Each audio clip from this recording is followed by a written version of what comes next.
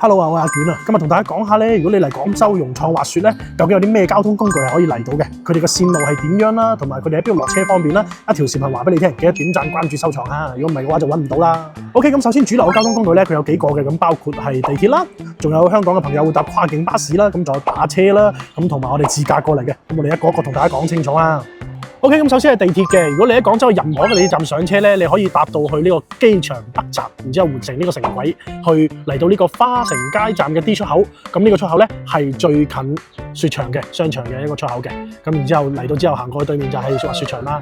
咁當然啦，你仲可以搭地鐵去到9號線嘅花都廣場站，咁然之後再打車過嚟啦。咁亦都係一個唔錯嘅選擇嘅。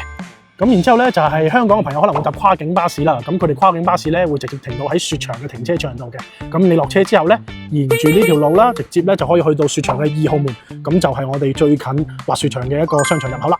咁到自駕嘅朋友啦，一共有2個停車場可以俾你哋選擇嘅，咁包括係商場嘅自帶嘅停車場啦，咁仲有一個係另外一個停車場叫一方門。咁呢2個停車場咧，佢哋嘅免費時長係唔一樣嘅。商場嘅停車場嘅免費時間咧，佢哋會少啲嘅。咁一方門嘅停車場咧，一共有3個鐘嘅免費停車嘅。咁然之後超出嘅時間咧，都係8蚊1個鐘啦。咁最後就係打車嘅朋友啦，你可以直接導航咧去到融創貿商場嘅2號門。咁呢度咧係最近滑雪場嘅一個門口嚟嘅。